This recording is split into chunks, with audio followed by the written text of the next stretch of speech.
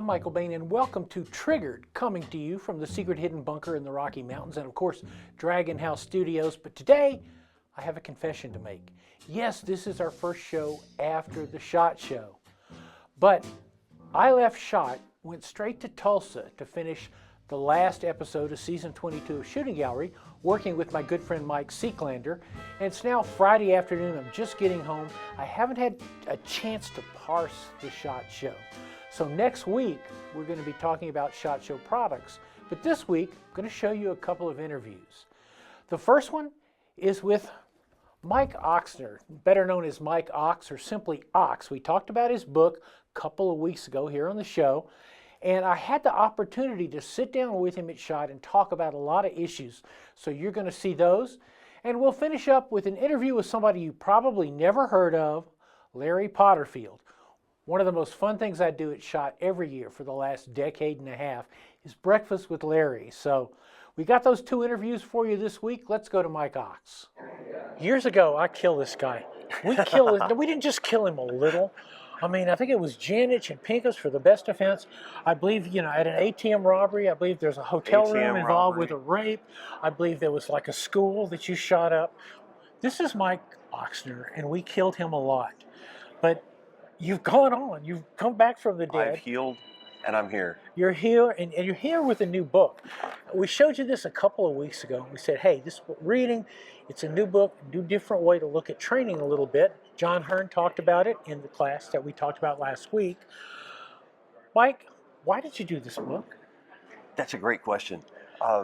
Basically, I saw a gap between how firearms training was done and how elite performers in every other sport in the world throughout time train. It's different. The way that firearms training is compressed, the way that the training is delivered, the way that people practice, it's all governed by safety, and it needs to be if you're doing live fire, but it's not compatible with the way the brain learns. So you've done, in just the last few years since we killed you, the dry fire training cards, Yes. the targets. These were attempts to maybe bring the dry fire segment, the non-live fire segment, into line with what you saw training at an elite scale in other sports. Yeah, the big breakthrough was actually I had several concussions from having way too much fun doing cool things. Told you we killed him. Yeah, and they were catching up with me. My eyes weren't tracking correctly. I couldn't read correctly. I was getting vertigo every night. Hand-eye coordination was bad. Balance was bad. And I was like, I've got two choices here. I can either accept this as my new normal, or I can dig into neurology and see if I can figure out how to fix it. And that began a journey and fixed it. And then I started saying, I wonder what would happen if I used these drills with students. And the results were absolutely ridiculous. And, go ahead. Give me a sense of some of the drills just a sense of what you're talking about. When you say, these are some of the drills I did, these are the drills I use with students, give me a sense of those. Every single thing in shooting is built on vision, balance, and hand-eye coordination, and those three senses working together. And in most people, they either aren't working ideally or they aren't integrating ideally. And so one of the drills is holding your thumb out in front of you and moving your head in the three axes. And what that does, your hand's out there, your brain's tracking where your hand is. It's coordinating hand-eye coordination or proprioception with vision, and it's also coordinating balance. Because when we move our head, we're affecting the inner ear. And so when we do that, what happens is a lot of times people point more accurately immediately. And they point quicker immediately. Now that's a very simple thing though. Yes. But it's, when I was doing Over the Edge, one of the things I looked at, we did the Over the Edge book, is that we're talking about people who did like high-end like surfing and also windsurfing, surfing, had a similar sense as ballerinas, ballet dancers, of where their body was in space. Because their body in space was not It's not over the board. It's never over the board. It's somewhere else. It's over there. But they would know that. Does that tie into how the body tracks? Yeah, and there's a cool thing with surfers that doesn't happen with ballerinas, and that Sharks? is well, No. sharks too. There's always land sharks, but that basically out of the body proprioception. So not only awareness of where the body is in space, but awareness of where the board is in space in relation to the body. And yeah, you go to a third-person view of what you're doing and see yourself from the outside and objectively assess what you're doing and make corrections on the fly in real time. And there's some really, really neat things that happen with that. So a person going through this book is going to get sort of, I read some of the advanced stuff, executive summary material. They're going to get a sense of what your training is. They're going to get a sense of the direction you're going in with this. Yeah, absolutely. It actually lays out a plan using real world context, accelerated learning principles for skill, and performance neurology that help shooters learn skills way, way faster, as much as 90% faster, retain the skill longer, and have more of what they do in practice transfer over to the real world. That's always been an issue with shooting training, where it's packaged Absolutely. heavily. It's dense package, dropped on your head, and then as soon as 30 days, the large portion of it is gone. Even quicker than that. Really? Yes. Really? You don't even Yeah. get to retain it for a month. No, and it really depends on the level of training. So one saying that people have is that it's just like learning to ride a bike, and you know it for the rest of your life. Mm-hmm. Well, it depends on how fast you're going, how much stress you're under, and how complex the riding is, what the cognitive load is.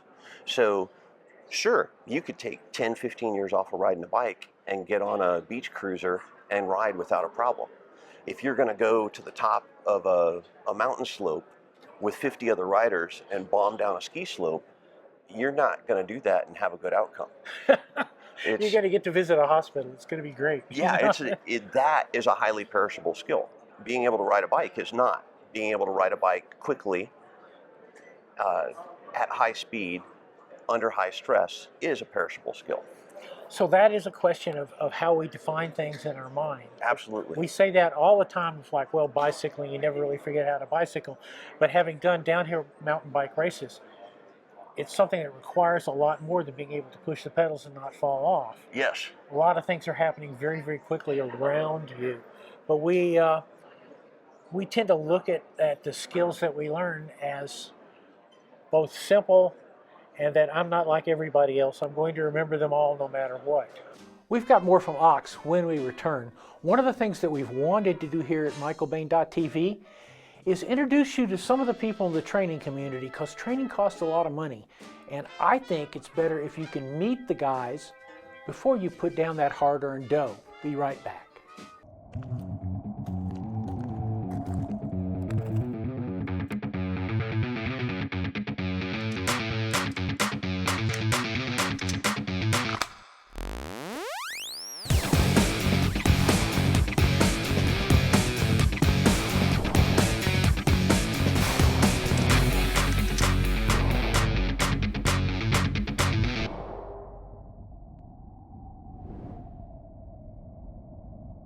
With your students, how do you get them to move off what they absolutely know to be true, which isn't? Well, one of the things is stress inoculation.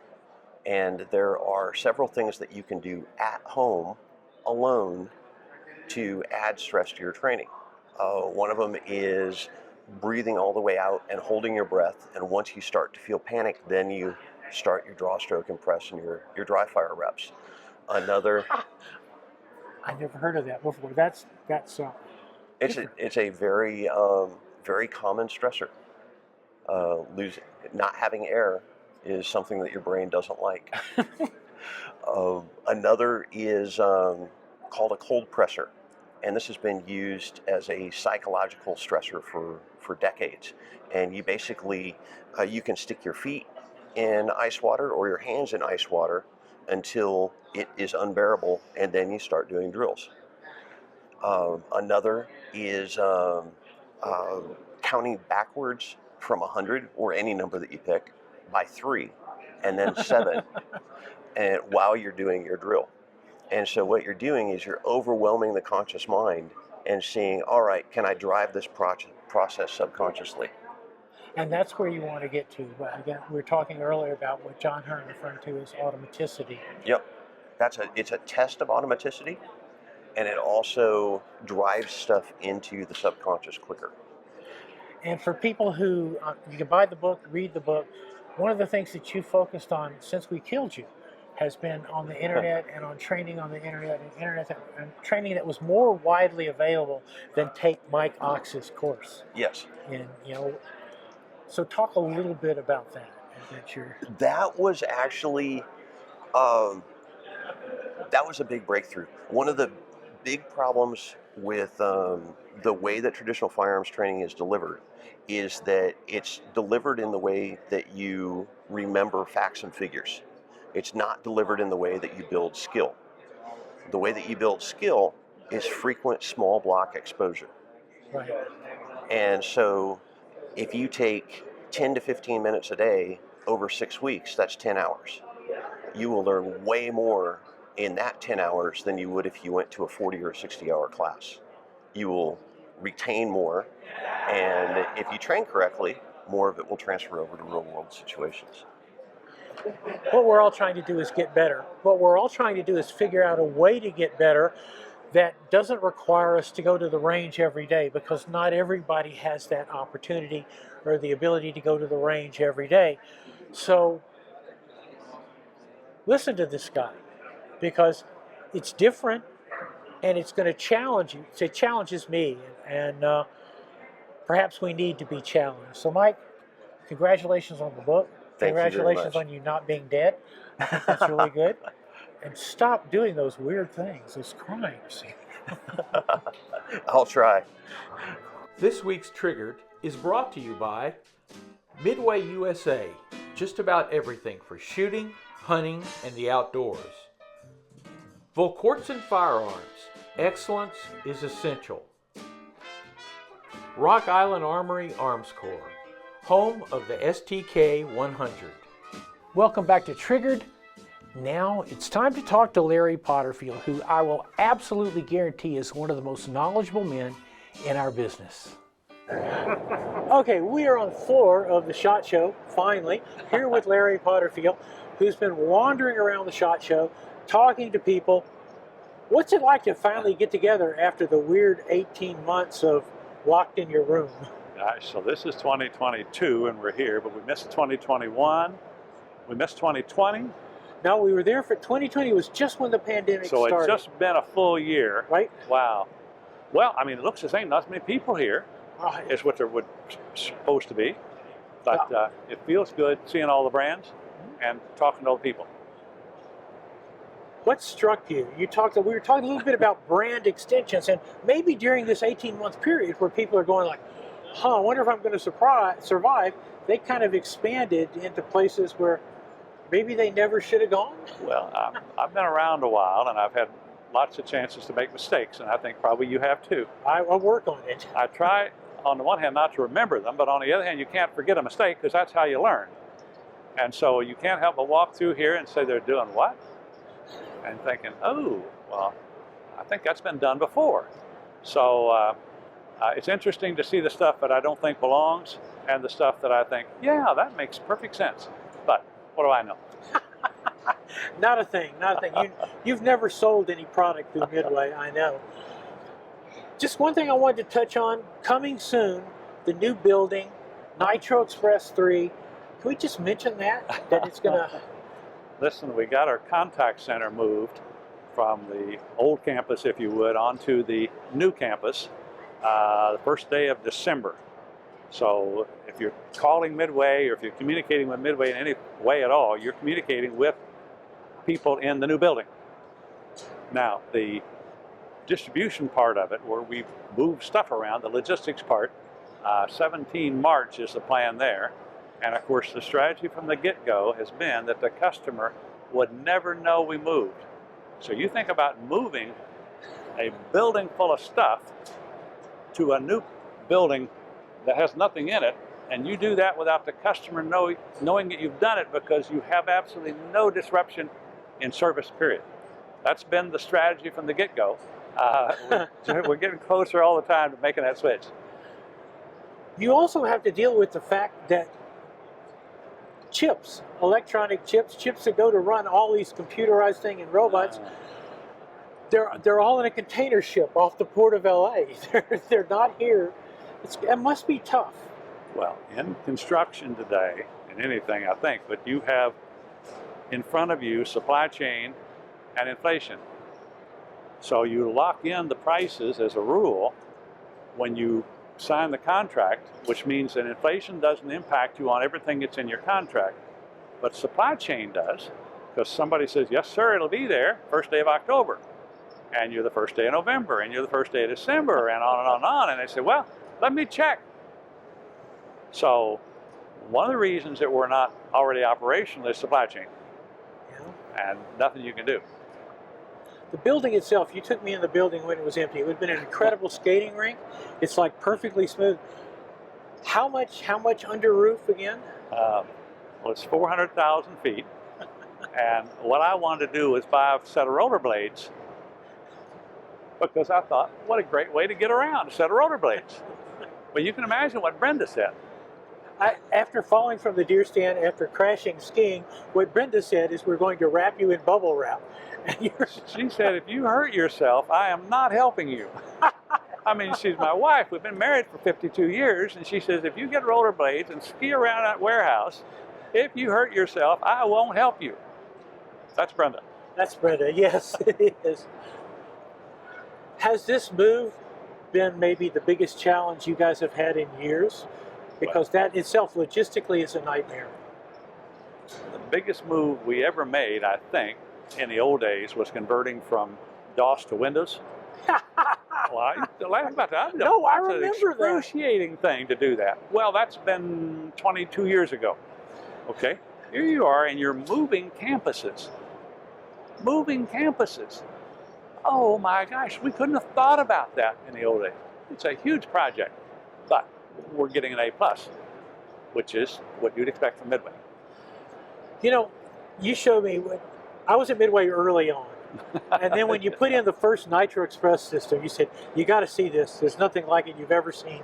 I went and saw that, and then when you put in the second Nitro Express system, I said, there's nothing like it. And it really is. It's hard to explain to people what it's like, because they make a call, and they have a vision of Joe and Ann, Bob, in the back going, well, this was what they wanted, put it in that box. Let me go get one of those. And there's nothing like that. Everything is so fast. And now you're going up a notch. Probably more than one notch. Probably more than one. So quite a bit of robotics in it. So you think anything that's routine, why should I have to do that? Let me let a computer do it. So it'll be just state-of-the-art in robotics. I think there's, I don't know how many there are, but lots and lots of robots in there that are moving stuff and doing routine stuff. That lets us do it quicker. Let's just do it with less expense, although it's a huge investment to put all that stuff in. So, but all the time you're doing it for the customer. So what does the customer want? Well, there's the set of RCBS 30-06 dies. I want them. Do you have them? Yes, we have them, because we've got great systems to make sure we have them. Now the question is, how quick can you get it to me? And it's yes, sir, 3 bags full. That's what we want to do, is we want to serve customers. And you've got to do that by investing and changing and improving all the time. And it works. I mean, I'm a customer. And sometimes I feel like I may personally have funded the new building, but I order. 2 hours later, I get a note that says, we've got your orders on the way. Thank you. I'm like, that's so cool. And my girlfriend, she goes, there's another Midway package again. I said, yes, dear. It's cooking utensils, but it never is. Yeah. I'm looking forward to everything in the new building, everything working and seeing it this time.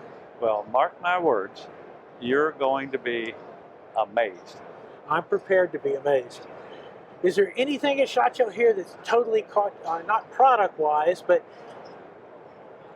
Well, if you were summing this SHOT Show up in one sentence, how would you sum it up, Larry? well, I'm not an attorney, so I can't write long sentences.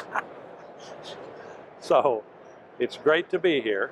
The brands are all here. Mostly today, my business is people and relationships with people, just like you and I here, as compared to the product. So I'm not as product keen as I was in my younger years. But the people are all here. It's a great industry. I'm delighted to be here talking to customers, and I'm delighted to be here talking with vendors. So that's what we do. So, look forward to seeing you at the NRA show. Thank you, Mike. Thank you. Thanks for your business. Okay, kids, next week we're going to get into the weeds with new products from SHOT. One of them, by the way, is from this company, Shadow Systems. You've heard me talk about their 920 line, how much I like it. Well, they had a gun at SHOT that blew me away, so to speak. So we'll look at those products. You'll decide where you want to spend your money for next year. I'm Michael Bain. This is Triggered. We are brought to you by Midway USA. Just about everything for shooting, hunting, and the outdoors. And hey, we will see you next week.